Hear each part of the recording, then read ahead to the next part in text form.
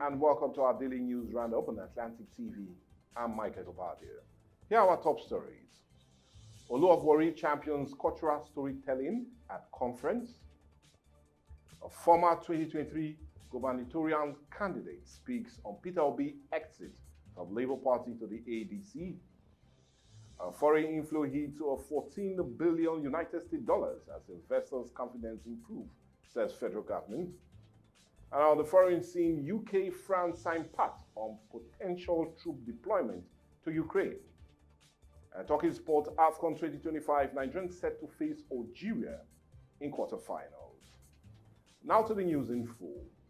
The Storytellers Conference, which was held in Lagos on Tuesday, has spotlighted the power of storytelling as a vital tool for preserving culture, identity, and social values, bringing together creative cultural custodians and thought leaders from across the country. Appearing in full traditional regalia, the Oluwafori underscored storytelling as a bridge between the past and the present, stressing his role in transmitting values, preserving heritage, and inspiring societal progress. Participants listened attentively as speakers explored how narrative influence culture, education, and social transformation. Media coverage by Atlantic Media and TV further amplified the significance of the conference, extending its impact beyond the venue. Organizers said the gathering reaffirmed storytelling not just as entertainment, but as a powerful force for cultural continuity and positive change.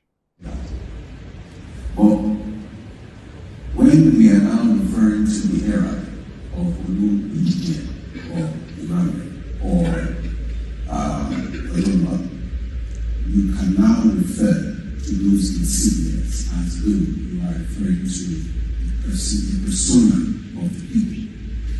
And this has proven so powerful because now, and I don't know if I'm reading too much, when I dream or have encounters, and it's not just an ancestor who appears before me, he is now appearing with an insignia on his chest, then I know who it is that is interacting with me. And so for me, that is confirmation that the story that I have used my hands to write in 2021 percolates and resonates all the way through this same bloodline that has been on this throne since 1480. And they all agree that this identity that the one who sits on the throne today has given us, we accept.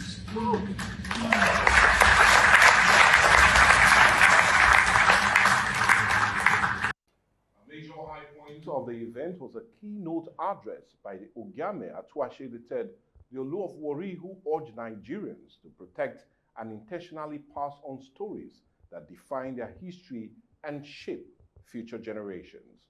The conference ended with a renewed call for individuals and institutions to safeguard authentic stories as tools for identity, unity, and national building. The Airport Police Command in Lagos has arrested a 20-year-old man for alleged defrauding victims in the United States of over 1 billion naira. The suspect identified as Emmanuel Akpama was apprehended on January the 5th while trying to board a flight out of Lagos following months of intelligence-led surveillance. According to the police, Akpama, who moved from Calabar to Lagos in 2024, used a celebrity romance scam and cryptocurrency scheme to defraud a 47-year-old woman in the United States of $1 million, supposedly for the purchase of property for an orphanage in Florida. He is also accused of defrauding another 70-year-old United States woman of over 25 million naira through purchase of gift cards, high-end mobile phones, and computer equipment shipped to Nigeria. Recovered items include a MacBook Pro, an iPhone 17 Pro Max, a Google Pixel device worth over 8 million naira.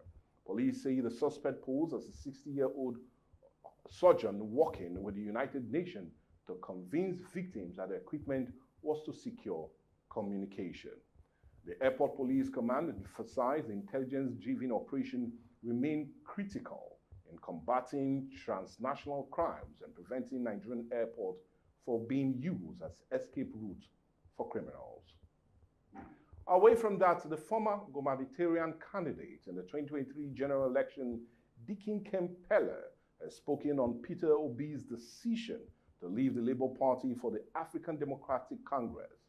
Pella made the remarks during a live broadcast on Atlantic Media and TV's program Dialogue, aired on the 6th of January 2026. Now, speaking on Dialogue, Dikin Kempeller confirmed his continued loyalty to Peter Obi, disclosing that he was present at the defection event in Enugu.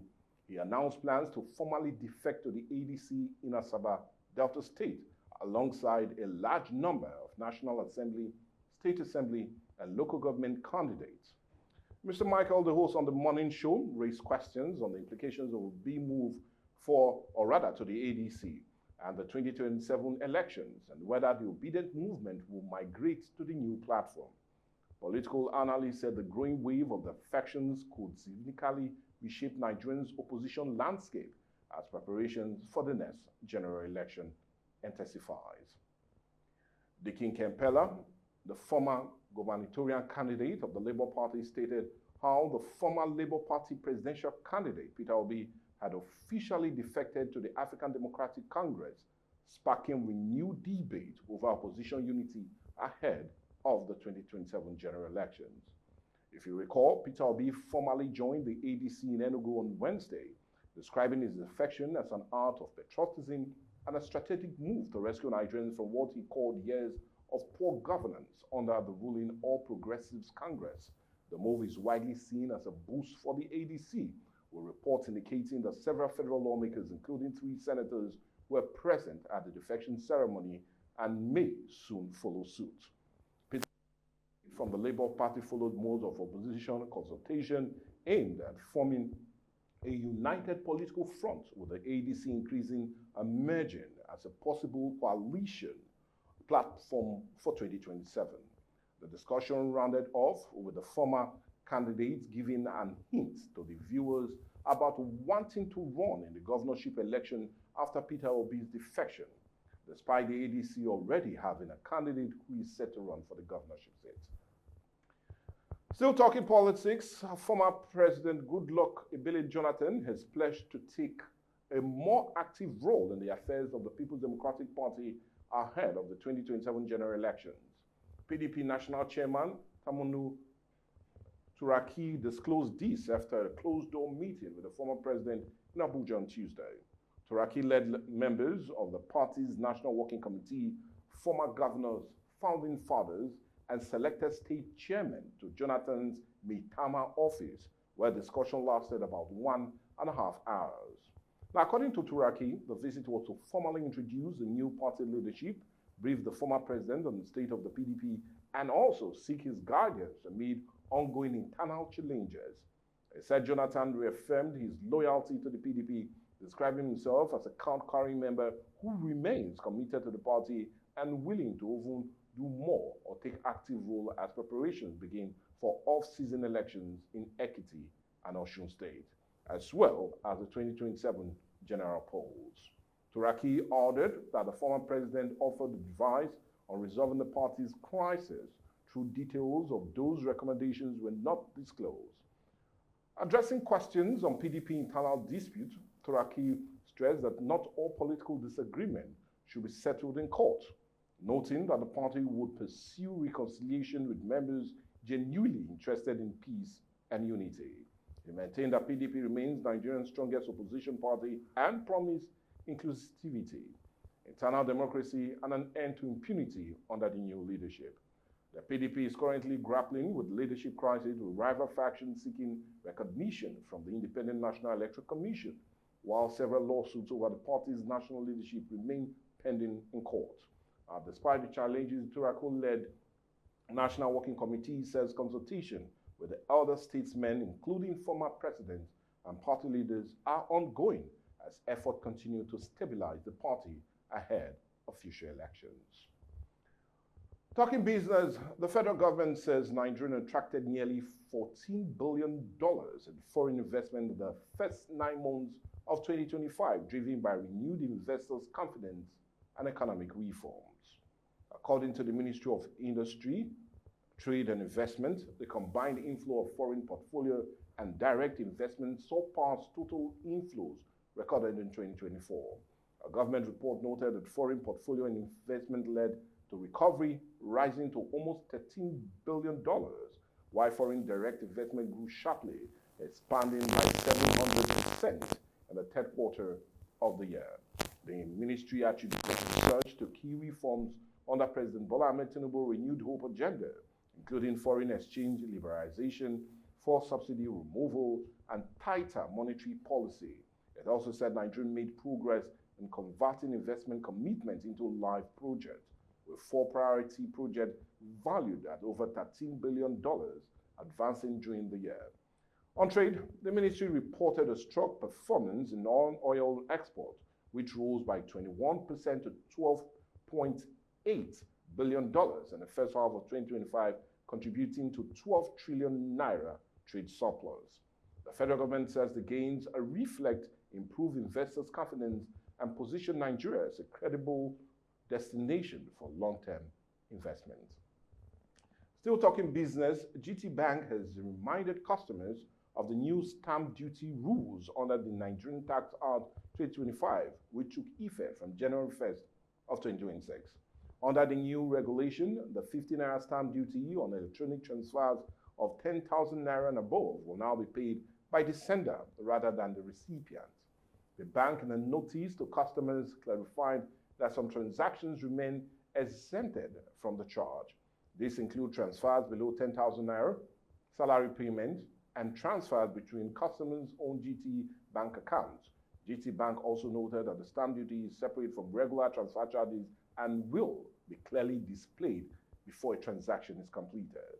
The bank urged customers to review their transfers carefully, saying the update is part of effort to ensure compliance with the Tax Act of 2025. We need to go on a break now, but when we come back, more news across Nigeria as well as foreign sport. Join us. Don't miss out on exciting news, events, and more. Stay connected by following us on Facebook, YouTube, and Instagram at Atlantic Media and TV. Every year, millions of lives are stolen, dreams cut short, futures traded in silence. Human trafficking is a modern-day slavery. It hides in plain sight, tearing families apart and trapping the vulnerable in fear. But together we can end it. Together we can protect, we can rescue, and we can give hope. Say no to exploitation. Say no to slavery. Say no to human trafficking. Powered by Atlantic Media and TV. Welcome back. Now the rest of the news. The UK Conservative leader, Kemi Badenoch, has defended the United States military action in Venezuela that ousted President Nicolas Maduro, calling it morally right. Speaking on BBC Radio 4, she said the decision was justified on moral grounds, even though the legal basis for the operation remains unclear. She drew on her personal experience of growing up under military rule in Nigeria to explain her stance, saying it gave her insight into life under authoritarian leadership. Maduro was recently removed from power in the United States military raid and taken to New York, where he had been charged with weapons and drug offenses. She also stressed that while the legal justification for the intervention is still being debated, she believes the move was the right thing to do morally. The comments have drawn global attention as questions continue over legal and diplomatic implications of the United States operation in Venezuela. Still on the foreign scene, the leaders of the United Kingdom and France have signed a declaration of intent to deploy troops to Ukraine in the event of a ceasefire with Russia. British Prime Minister Keir Starmer, French President Emmanuel Macron, and Ukrainian President Zelensky signed agreement in Paris on Tuesday, following talks with involving European leaders, the United States envoy, and senior Ukrainian officials. Under the plan, the UK and France will lead a so-called coalition of the willing, deploying multinational force to help enforce a ceasefire and provide security guarantees for Ukraine. While London and Paris are the only countries so far to commit troops on the ground, reports said the United States would act as a backstop force and oversee ceasefire monitoring. Prime Minister Starmer said the agreement demonstrates long-term support for Ukraine and will provide a legal framework for allied forces to operate in the country if a peace deal is reached. President Macron described the move as a robust security guarantee, saying thousands of troops could be deployed if needed. However, several European countries, including Italy and Germany, have ruled out sending troops to Ukraine, though Germany says it will continue political, financial, and military support. Ukraine President Zelensky welcomed the agreement, saying detailed planning on troop deployment and monitoring mechanism is already on the way with the United States involvement. The development comes as the diplomatic effort intensifies to bring an end to nearly 4-year conflict between Russia and Ukraine. Talking sports, Algeria will face Nigeria in the quarterfinals of the 2025 African Cup of Nations after edging Democratic Republic of Congo 1-0 after extra time in the round of 16 clash in Rabat. Substitute Anis Boulbania scored the winning goal in the 119th minute, covering a superb effort into the top corner after an intense match that ended goalless in regulation time. Both sides struggled to create clear chances in the opening 90 minutes, with goalkeeper Luko Zidane of Algeria and Dimitri Passy of Democratic Republic of Congo making key saves. The victory sets up a quarter-final showdown between Algeria and Nigeria, who secured their place in the last 8 with a 4-0 win over Mozambique.